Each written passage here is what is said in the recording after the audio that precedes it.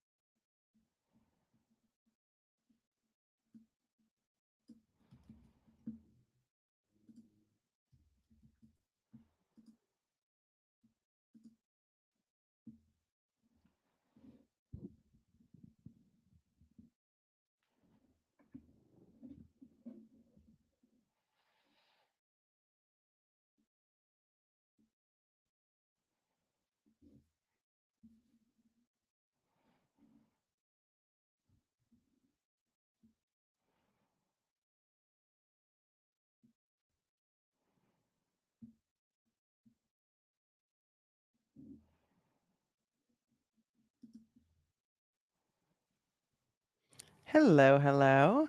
Hi, Kendall. How are you? I'm good. How are you? I'm good. I haven't started yet. Cool. Okay.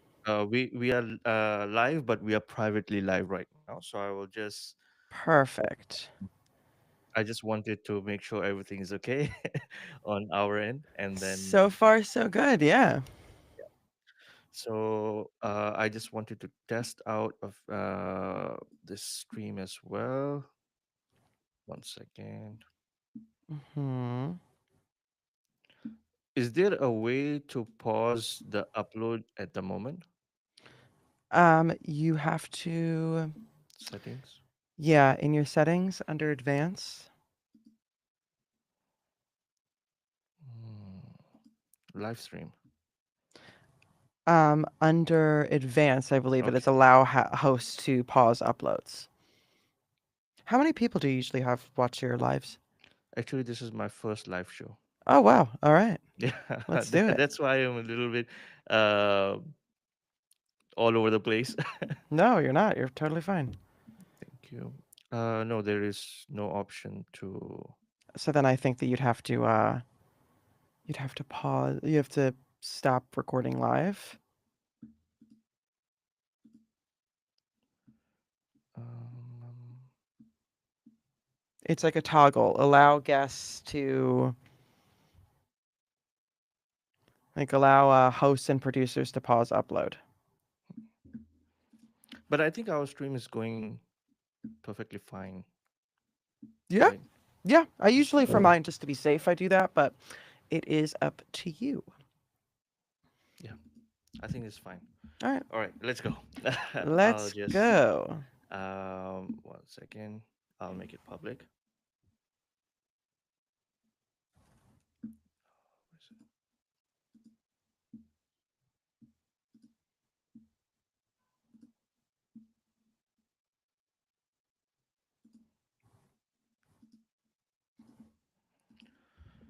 All right, so we are live now. Thank you so much, Kendall, for joining me on this show. It is a pleasure to host you. This is my first time doing live, so I hope everything will go well. Um, Yeah, Coming back to the topic, first of all, let me just briefly introduce you from what I know, and then you can explain a little bit more on yeah. I'll fill in the your gaps. background. Yeah, yes, yes. So what I know so far about you is that you have been ex TV host, anchor, I believe, and you have also been podcasting yourself, and now you're working with Riverside on different levels. Can you elaborate a little bit more on that? Yeah, so actually, my background is that I was a television producer and reporter. So that was for MSNBC and for Bloomberg. And basically was reporting on the presidential campaign in 2016, and helped interview all of the major presidential candidates, which was a really cool experience. And now I work as the community manager for Riverside.fm. And for anyone who doesn't know Riverside, we are a remote recording and editing platform. So basically, you can, no matter where you are, no matter if you have a studio or if you're just talking with somebody from another part of the world, you are able to log in, record in high quality, go live in high quality, like we're doing now. And you're able to edit in there, get transcripts. So, a really cool end to end tool for creators. So, it's a really exciting community to get to work with. So, what I do is I lead the community there. So I really downplayed your role in your No, you called me a host and an anchor for NBC, so I'm down for that. But no, working with the presidential candidates and whatnot. It's, yeah, no, it was pretty cool. I mean, it was I basically like lived out of a suitcase for a year and a half because that's really how long those Mhm.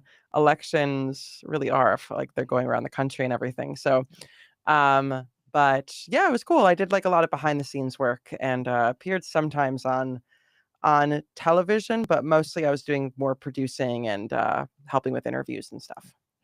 Actually, this is a really good point that you raised. I mean, the conversation, how it played out, because I believe that before, when you were working in a very, I would say, like high demanding position to a more conventional based position now, Mhm. how has things actually changed?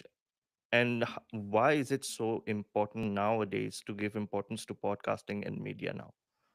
Well, I would actually challenge the idea that like I felt kind of like things were more like not conventional, but when you're doing journalism and you have a daily television show, it's like this is what you do every day.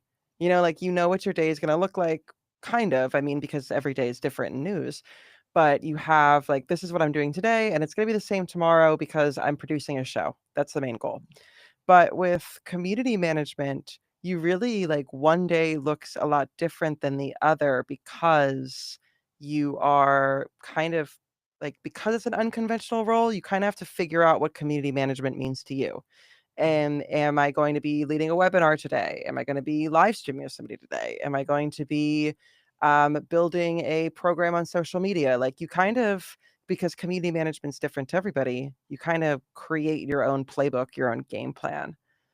Um, but your second question was about how podcasting, how it's become so important today. Correct me if I'm wrong here. You're right. Oh, okay. So great. Yeah. So podcasting, I feel like there are a bunch of different ways that it's become really important. And one of the main ways I'd actually say is that when people think of podcasts, they think of a person, kind of hobby, podcasting from their studio and just having conversations. And the brand is them, which is true. That's a lot of podcasters.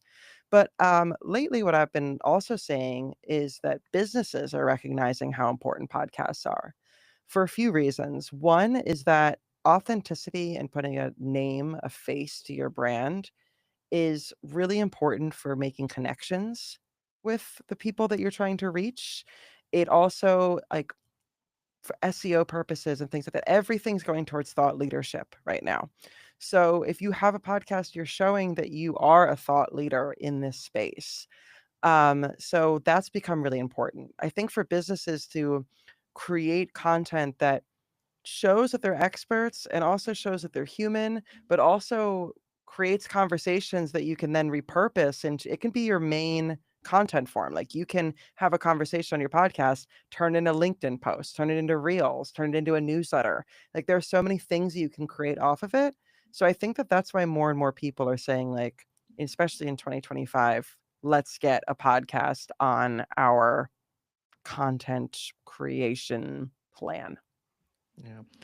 Is it becoming much more famous, I would say, or popular to bring in household names in a much more professional environment when it comes to podcasting? I think with household names, I would say that I think that that's a great draw if you want to expand your audience, because those people will then say I was on this podcast. But I think that I would even to say that people are getting away from the professional. That I don't want to hear about like what I don't know, Beyoncé thinks about like I want to hear personally. I think that's the cool part about the medium of podcasting. Like I could read a biography, but I could also talk with somebody about like instead of saying where are you from? Like on podcasts you could say like I know you're from this place. When you think back on your childhood, like how does that make you feel?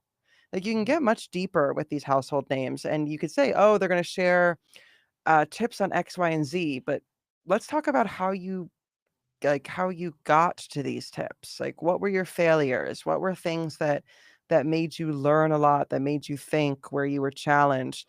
That's what I think is kind of the beauty of podcasting is being able to dive a bit deeper than what would be quote unquote usually as the professional. And it can stay professional. It's just about kind of making it a bit more personal, right? Yeah. What I've also realized is a lot of people from media are shifting towards podcasting. They're also doing their own shows on live television, but at the same time, they're moving either completely or slowly towards their own shows, probably on YouTube, Twitch, and other platforms. Especially Facebook is becoming a big platform for people to start doing their own live shows on Facebook. Why do you think it is that? Is it monetarily? It is much more feasible, much more secure, or is it something else? To go from what? To go from Media, like a general media, like a TV personality, to mhm. having their own shows at home.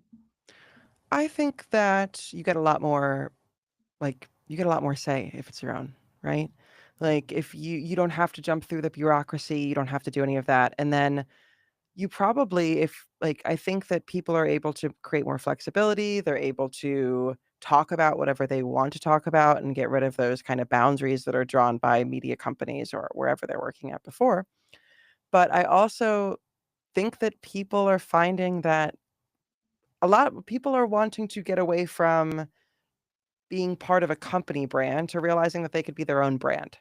Like I could be an anchor for NBC or I can be the Kendall show, you know? Mm. And I think that for some people, because of the flexibility, because of the name recognition, because of whatever their goals are, that maybe that's more enticing. And as things like Riverside kind of democratize the process. Like I don't need a like multi-million dollar studio now to create content. I can just even use my phone and have a Riverside account and press record and then I can make my own content. Like you don't have Yeah, to rely on those media companies. So and I think that's cool because as more and more as we democratize the process, more and more people can share their stories and that's how you get more stories out there, how you can connect with more people. And so we're not just hearing from the same five people, we're hearing from five, 10, you know, thousand. yeah. There's one thing people have always been confused about when it comes to a lot of new people coming in podcasting and a lot of famous people also jumping in the bandwagon of podcasting is the misconceptions about podcasters and the industry itself. And one of the things that I wanted to highlight over here was the topic that you just mentioned, is that more and more people are coming in, and there is a fear from a lot of people that like there are already a lot of people who are podcasting about the same thing. So maybe it is oversaturated and maybe a lot of people will not listen to us. So how do you see that? I hate when people say that because I'm like, because like, nobody's gonna say to you like, oh, aren't there too many books? Like, "Oh, you wanna write a book? Aren't there enough books?" You know? Like, or, like, how many movies are made about similar topics or, there were at a time where there were even, like, shows that come out about the same topic on, like, Hulu and Netflix on the same week, you know? Yeah. but I really compare it a lot to books. Like people say when people say, "Oh, aren't there so many podcasts out there? Is it gonna be oversaturated?" You really want to ask yourself, like, okay, well, aren't there too many books? The same topic? It's like there are different takes that different people have. There are different ways that different people present things. I mean, I'll admit that I'm a reality television show lover, and I would say it's a guilty pleasure, but I'm not guilty. And, like, there are millions of podcasts, not millions, but there are thousands of podcasts about that. But I'm drawn to different hosts. I'm drawn to the ways that different people tell it. Maybe I like an interview style. Maybe I like a recap style. Like, you can bring something else to the table, even if that's just your own voice. I will say though that like with more celebrities that are coming into the podcasting space, of course that's harder because they already have their own built-in following, their own built-in fanship. But I would say that if you're creating good content and you have the and you create good structures, it doesn't mean that just because this celebrity has a podcast doesn't mean that you shouldn't. I think that it means that there's something else that you can add. Yeah. And you can jump on their back, to be honest. Like a lot of people are doing reaction videos and whatnot based on the contents which these celebrities are doing. Yeah. And Yeah, you could also jump on the back of news. Like, yeah, even, I mean, we had a webinar. There was news that YouTube has surpassed Apple Podcasts as being the most like place that people are watching video podcasts. So then we did a webinar on how to use YouTube for podcasters. Like, take news, take celebrity news, take anything that you can, and then you could even treat like Spotify like its own SEO tool. Maybe there's news right now about Justin Trudeau. Maybe I want to just write in Justin Trudeau on my search for Spotify and find podcasts that are talking about that today because that's what I want to hear about. That's a really great way for discovery, and that's a way that you can kind of leverage different yeah, people, celebrities, things that are in the news. yeah. I'm quite curious. Does Riverside actually have a lot of statistical data about podcasters, which they are hosting probably? What would you say is statistical data? What do you mean? As in, like, how many people are doing podcasts about certain topics or certain maybe key areas which podcasters are more focused towards in creating contents. Like I know, like Riverside is always asking people on how can they improve, right?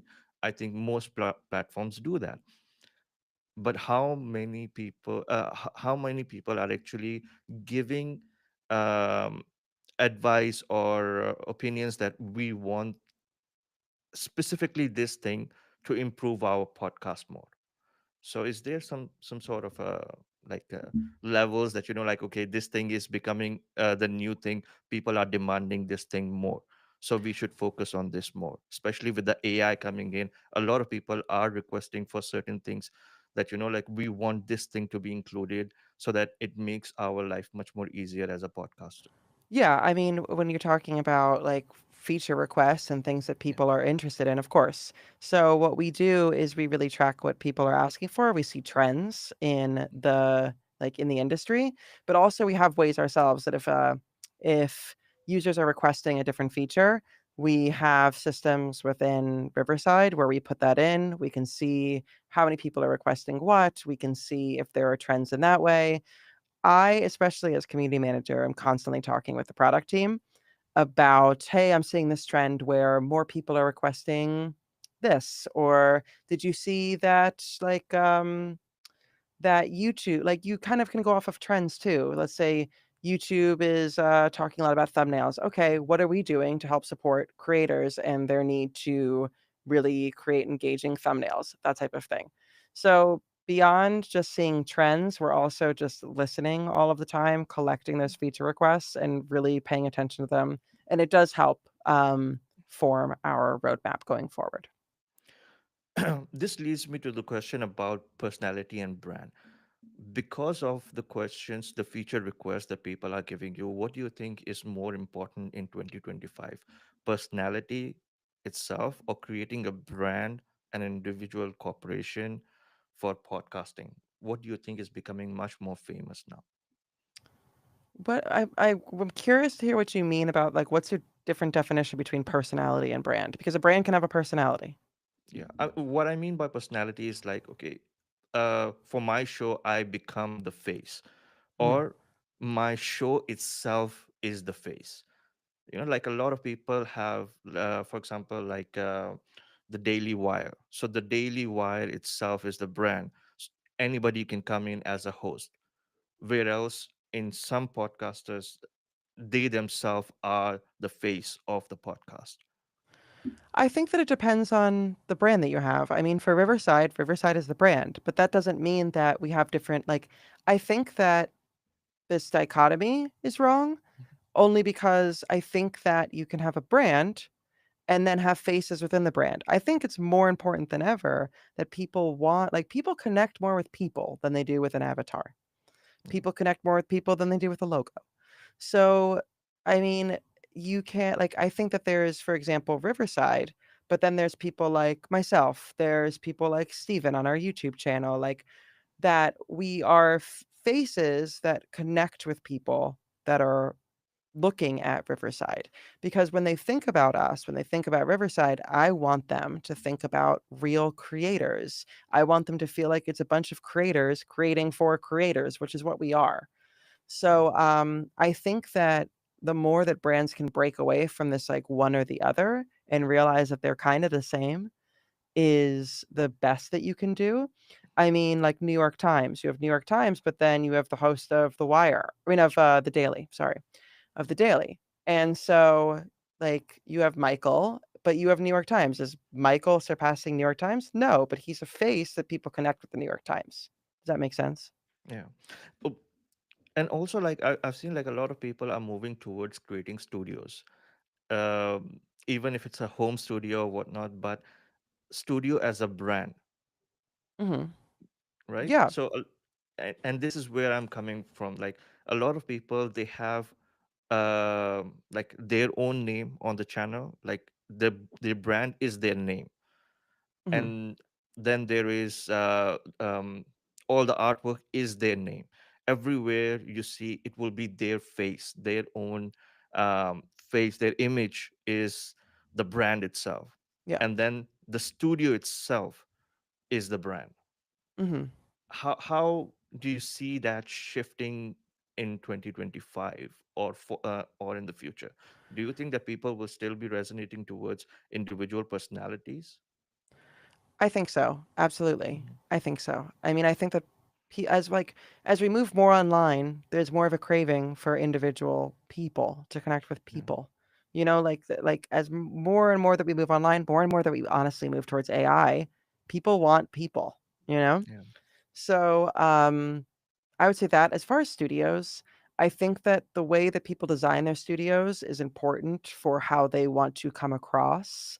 Like, I mean, right now we have like for mine, Riverside's colors are purple and black. So mine is purple and black, and we're redesigning our studio a bit. But I will say that we like you want to create your studio that projects part of your brand. I call it light mode also versus dark mode. Is your content dark mode? Are you trying to be like kind of techie? Is your content light mode? Are you wanting to be in a white studio with plants everywhere? You know, like those are two different like roads that you can go down, and there are a ton of other roads. But I think that it's kind of like your bedroom, right? Like, yeah. how does your bedroom show who you are? They say that good styling for your home is supposed to be that, like, the stuff that you put in your room is supposed to be kind of looks like the clothes that you put on your body because it reflects you. I'd say the same thing with studios and brand. And we got a question in the chat. Oh, yes. Yeah. Okay, let's see. Yeah. As a creator, how do you handle negative feedback or criticism about your content? Oh, interesting. Do you want to answer that or should I? Of We can course, both. you're the guest. Please. Um, I would say that look, negative feedback is hard. I Yeah. think that you have to be confident going into this. But you know, I understand why it can get people down, and especially right now in the world, it's like the comment section's terrible. Um, but it can also be encouraging. I would say, like, I mean, best case scenario, you can use negative. feedback to grow stronger. And I know that sounds cliche, but first of all, I think that again, as we crave people to people connections, I think the comments are kind of the opposite of that. In the way that like you can reach out to these people and say, "Hey, I saw your comment. I'd love to know what you thought, how I can improve." Like, and maybe they might be rude. That's fine. But that also, I find that 9 times out of 10, if I reach out to somebody directly, I realize they're humanness too. They're like, "Hi, I just thought that maybe this could be a bit better." Like things seem to get a little bit different when you're DMing somebody than when they're just leaving a comment. And then I would take those comments, and if they feel strongly enough that they want to comment and have this negative criticism, then I would, like, use it. Like, maybe they say, "Hey, your audio quality sucks." Alright, like, maybe I need a different microphone. Some things that you can try to take away, but also knowing that you might not be for everybody. Just like some people gravitate towards some hosts, some people don't gravitate towards some hosts, and that's okay, as long as you I would make sure to not let the negative criticism completely mold how you're hosting, because then you're getting away from who you are authentically. So take the things you can and leave the things that you feel like don't connect with you, if that makes sense. My long-winded way of saying that. I think that negative comments are based on the topic that you are mostly doing. A lot of times, if the topic is very neutral, I don't see that as a negative comment. I see that as an opinion, because whenever the topic is neutral, everybody will definitely have some opinion towards it. But when the topic is more controversial, or a more community based sensitive topics, then it can be harsh, because I feel like maybe a certain demography of people can be offended by certain topics, or maybe certain comments that you made. And how you dictate that conversation will, of course, play a big part in how people perceive you as a person. So it also makes sense how you're going to be interacting with the comment. Sometimes you just have to ignore it, because I feel like some comments are worth just ignoring it. Mhm. There's no need to drag a conversation. But sometimes a comment may be harsh, but has a value, because it is coming from an ideology which is backed by community. So it has some essence to actually um, give an opinion on, or maybe clarify your position in. I would also say, like, as long as it's not a terrible comment. Yeah. Like, if it's something about, like, your content and they're kind of, like, criticizing an opinion that you have, Mhm. if you feel like game to do it, use it to boost engagement on your post. Yeah. Like, comment back, "Why do you think this? Tell me more about this." And, like, if they comment again, I mean, good for you, because it's just showing whatever platform you're on, the algorithm, like, helping with the algorithm of, like, "Hey, people are interacting with this post." Maybe even create content about it. Like, Yeah. "This video got me this crazy comment," or something, and create, like, do something, or take the one quote and post it and say, "What do you guys think?" Like, take the quote that they were commenting on. Like, sometimes you could use this stuff to your advantage and kind of turn it around to Yeah. be something that works well for you. Especially in politics, I've seen like a lot of news podcasters. What they're doing is they're taking the most highlighted comments in their latest video, and then they're doing a show about all the comments that they have received over the week. Hmm. Yeah. And it becomes like another way of having a content when you don't have enough contents. So maybe once a week, maybe over the weekend, when there's not much going on in the news, you just throw in all the comment sections. Hmm. Totally. Yes. Okay. Now coming back to the our contents, there was a lot of questions being raised when I posted um, our promotion poster, and everybody was asking me to ask, what are the new trends which are coming in 2025? What do you think? I What think, would be the new big thing? Sorry. I mean, I know that I work for Riverside, but like, I really do think that the new thing is going to be this huge push towards video. And it already started in 2024, but you could see it with Spotify. You can see it also with like LinkedIn and saying that they're going to be video first. I think that the big trend is going to be having a video element to your show. Most of like biggest thing would be video element to a full show. But I think that for some people it's intimidating to do a full video show. It's also time consuming, let's be honest. So I would say that what I would do first is like if you're doing something on something like Riverside, my nice plug, um, record the video and the audio and then challenge yourself to make one or two clips from it, like from that conversation, just one or two clips. Great. And then I would say from there, you can challenge yourself some more. Like, okay, I made one or two clips. What else can I do out of this? Can I make a highlight reel? Can I make more clips? Can I make a graphic post out of this? Which leads me to my second thing. Another trend we're seeing is going to be repurposing 100%. Repurposing content, I think, is going to be like the name of the game here.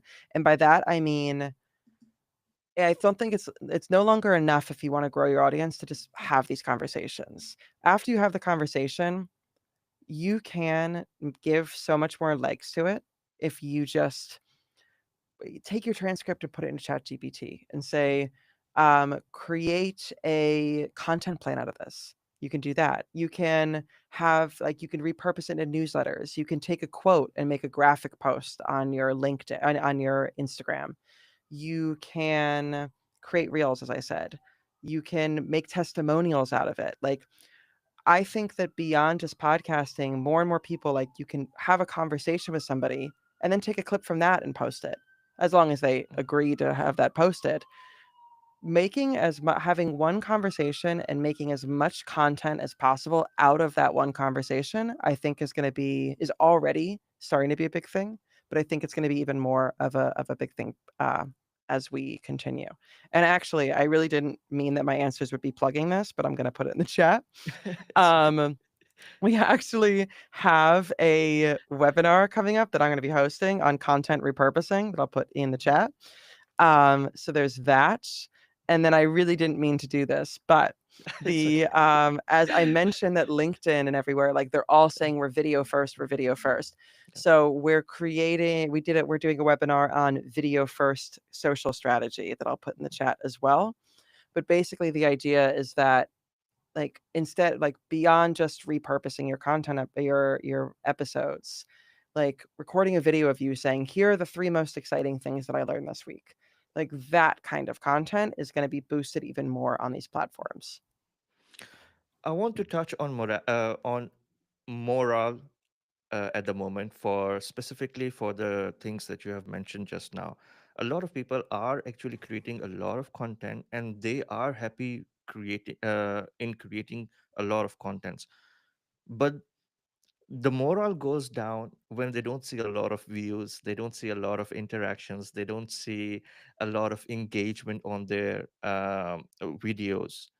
Mhm. How can a newcomer, a new podcaster, actually gain more engagement, gain more attraction towards their contents for somebody who is just starting off? Okay, my big recommendation for people who are starting off specifically with podcasting, I'll start with that. um Go on other podcasts, like guest on other podcasts. um when you post on social media, there are different like repurposing is one thing and it's great and it's going to bring more people in. The more places you post, the more people you reach. But the thing is that when you're scrolling through social media, like let's say that I'm scrolling through Instagram, to get somebody to leave Instagram, to then go to the podcasting app and download or save your episode and then go back, like those are two different actions. Like think about yourself when you're scrolling. That's not it's hard, it's really hard to have somebody do that, especially with Instagram or something like that, where it's harder to get the links on there. You have to go to their profile and do the link in bio, all of that. A lot like there's a lot of steps in there. When you are on somebody else's podcast that's a similar topic or something kind of tangentially off of it, those are already people that listen to podcasts. They're already on their podcasting platform. They're already listening to a podcast that's kind of about the same topic. I've discovered so many podcasts just by listening to other ones. So I think that that's kind of an unsung hero of growing your audience is guesting. like really. I'm also going to put a link on here to phonic graph. There is a graph that you can find similar podcasts to your own. I'll put it in the chat that you are able to use that and type in different podcasts and find ones that are similar to yours. So I would recommend doing that. But I do understand the burnout, which is why, other than that, if you're going to post on social media, that's why I think that repurposing is such a great tool because you're not sitting and recording and editing and like multiple episodes to create all of this content. And you could still record and edit that amount of episodes, but you're going to get a lot more legs out of the things that you're creating. And you're not going to feel like, oh my God, I sunk all of this time. Instead, you're going to kind of create this content making machine that every time you create an episode, boom, boom, boom, send out all that stuff, and you lead to less burnout. I also think that it's important to keep the why involved, like in your mind. Like, are you doing this to get famous? If that's the case, then it might not be the best use of your time. I mean, it could work, but are you doing this because you really want a story to share? Like, maybe just take a moment after you record to sit down and think, like, wow, that was a really impactful, incredible story. I'm excited to get this out to people. And that can help drive you. Yeah. We have a question. Kendall, what's been the most surprising lessons you have learned from podcasting that you didn't expect when you started off? How much work goes into it? Yeah. You start off, you're like, "Oh my gosh, I love having conversations." And I'm a great talker. I think that that's definitely people don't realize Yes. that then you record, you have to edit, you have to make the clips, you have to put in the show notes, you have to put in the time codes. There's so many steps that I think that that's what is surprising. I also think that what is surprising for me, to my community plug, is I'm from a world of journalism. So, you're not gonna really, if you ask somebody like another journalist, like, hey, how did you get your sources? Like, no one's gonna tell you this, no one's really, that's your currency, your power in that Yeah. world. In podcasting, I was like, you write to somebody, you're like, hey, I love your studio. And they're like, oh my gosh, here's a link to the camera I use. Here's the mic. I'll send it to you myself. Here are all the lights that I use, and here are my favorite lessons. It's crazy and I'm surprising in a good way, how much people are willing to help and want to help. So if you're somebody that's starting out, I would really utilize that part of the community. A lot of Yeah. people want to encourage you and a lot of people want to help. Yeah.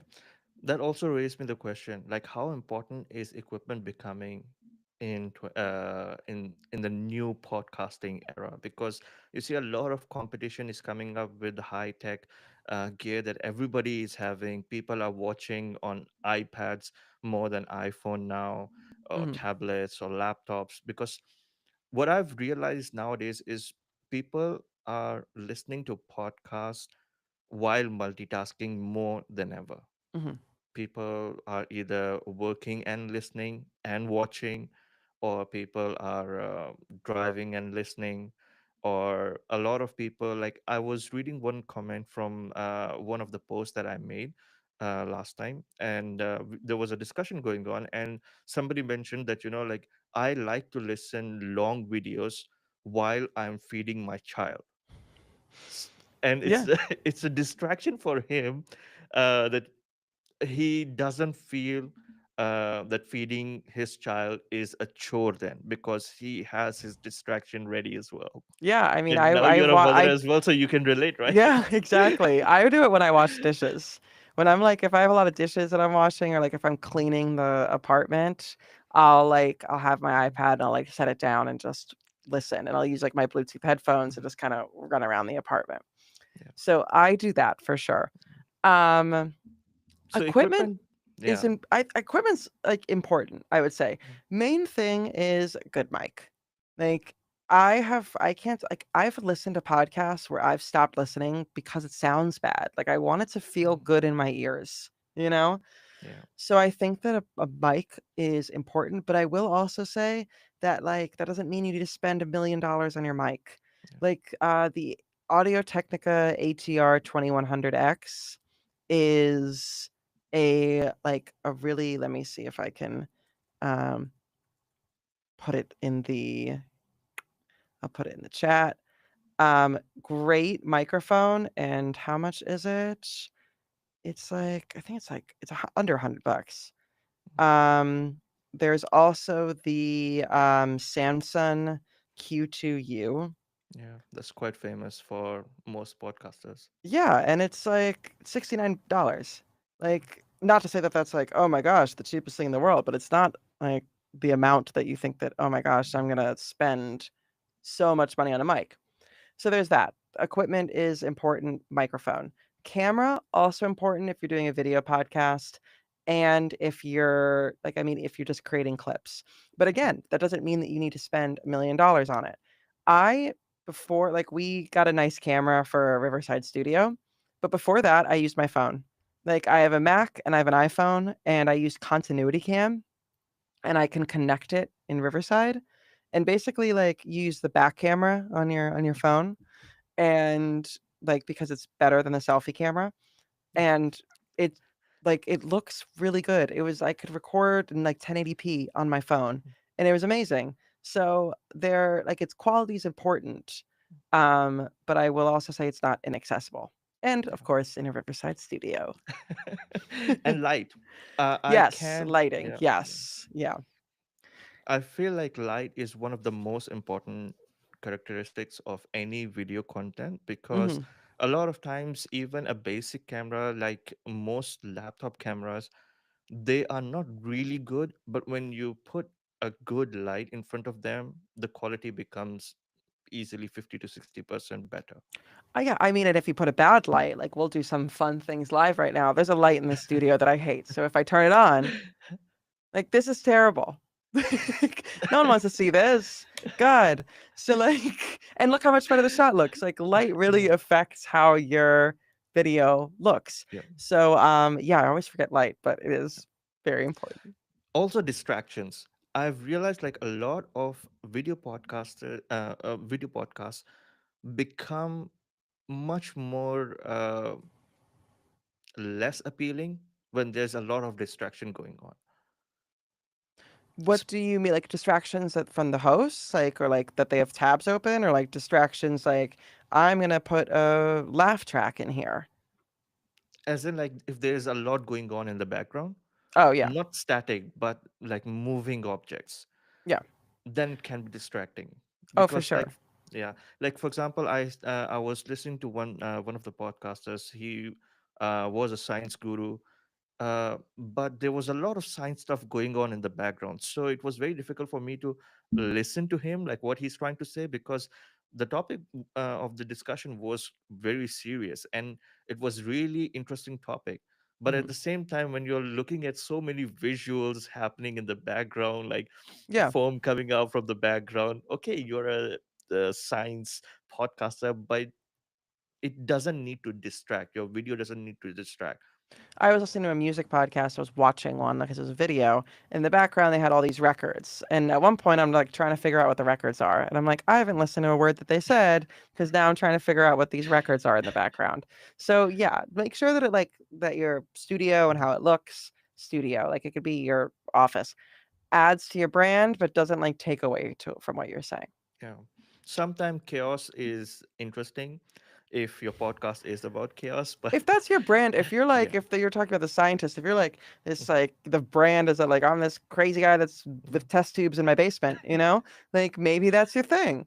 But and you're like, if your energy kind of gives that, then yeah. But if you're also sitting there like very seriously talking about a topic and your background looks a mess, then that's not the brand. Let's come back to one of the most important things in podcasting nowadays, Hmm. artificial intelligence. Hmm. How important is AI going to be for podcasting and how much will it evolve? So I would say that AI for podcasting, how I see it, is that it's going to take out the things that people don't want to do. Like for example, we have magic clips. Like Those are that you record, and then our AI in Riverside identifies different clips that would be great to share on social. That's because of what we talked about earlier. Like, I recorded this conversation, and now I need to create the clips and all of that. When we were talking earlier about the biggest surprises and what you struggle with, like, I think the amount of work that it takes to make a podcast, that's where AI is great and comes in handy. I think that that's where if we can get less people to burn out, to quit podcasting because they didn't realize how much work is on the back end, if we can take out how much work is on the back end, then we get more people podcasting, again, democratize the process, again, get more stories, get more people that are successful in it.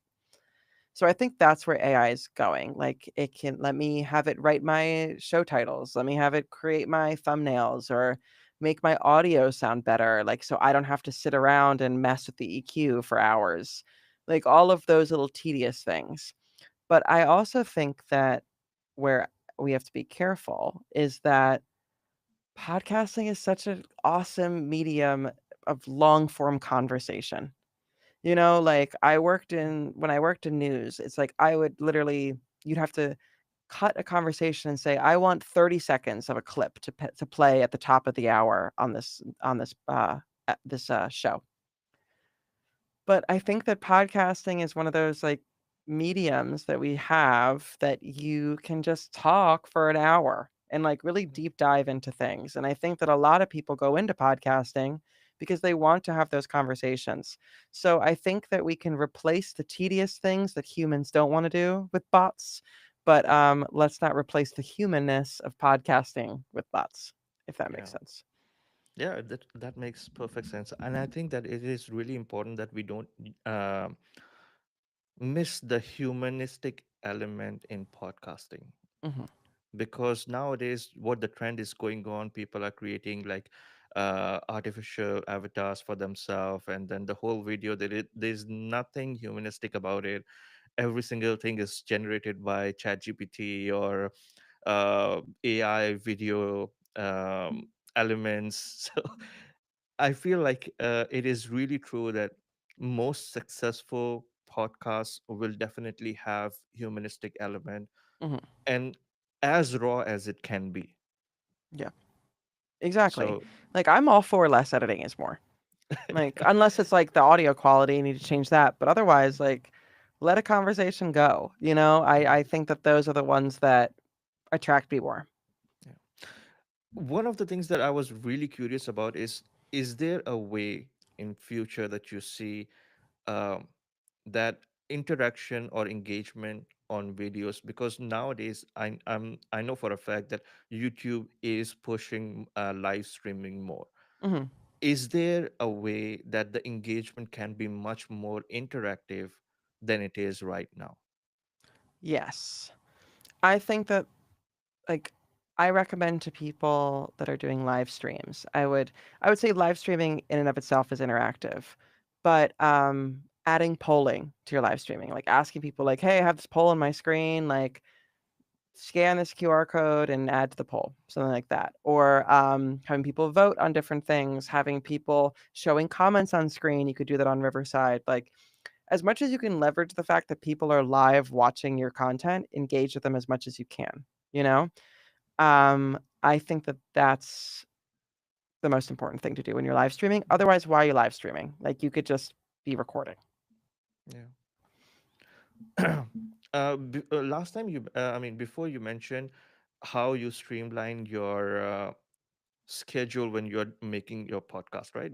You mentioned about shorts and whatnot, how you can cut. How can a new podcaster actually reduce his time frame to create better contents?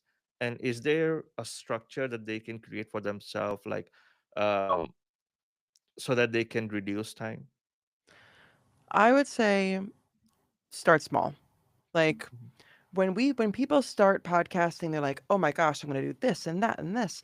Stop. Like, you're gonna bog yourself down really quick with that.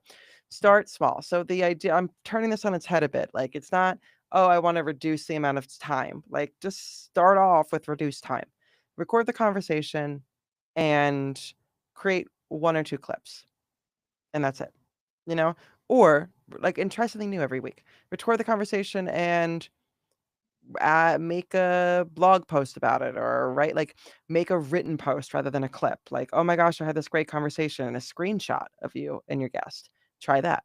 Like, see what works before you go and flood the zone with everything, like graphics, blog posts, written posts, all of that. Like, see what people respond to, see what people react to, and then you'll know where to focus your time. So I would say that. With Riverside, I mean, we have a lot of different tools packed in that can save you time. Like, as I mentioned, the magic clips. As I also mentioned, we have, like, or as I haven't mentioned, we have AI show notes. So once you have a conversation, you could just generate the show notes and use that as your description for your show. Like, using all of those types of things, using all those AI tools can, like, again, help you cut out that time. But I'll also say that, like, create a system for yourself where you don't have to cut out things later. Build upon what you're doing. Before we end our conversation, I want to ask you one thing. People often ask like what we expect, but is there a want from you that you want that, like in 2025, I wish that there is one element in podcasting that should happen? Hmm. I think I think like this is more of a general thing, but I think that what I think should happen is I think so many people are telling such cool stories, and I think that what should happen is that I would love for platforms like Spotify and Apple Podcasts and YouTube to really boost the things that smaller creators are creating. Like, when I go on my site Apple Podcast page and see, like, I don't want to just see the top podcasts with all of the celebrities that are doing it. Like, I want to like discover new ones that are from independent creators. So I would like to see from this podcasting world a celebration of more independent podcasters to help them grow. What about the top charts and whatnot? I know that a lot of communities have built up their own awards for podcasters, like Mhm, small podcasters, and they don't highlight any big podcasters. And there's a big community of podcasters, especially in USA. The community is huge and quite interactive, and they host a lot of events as well. mhm. Can they do something to uh, build up something for upcoming podcasters to give them some platform? Yes, they can. I think that people are. I think that a lot of like we had a webinar with the podcast awards, and they have different categories with just indie podcasters, and it's people that are doing it themselves. So I think that people are moving towards that. I'd just like to see more of it. Yeah. All right. Thank you so much, Kendall. I really appreciate your time, and it was a really interesting conversation with you. And I hope we can do this again. Yeah, And I would have more questions for you, probably on a different topic other than the podcasting as well. awesome. I'm excited to do All it. right. All right. Thank you so much, Kendall, Thank you. and have a nice day. You too. I think my camera shut down Hmm. just Just at at the the end, end. right? Yeah, just at the end.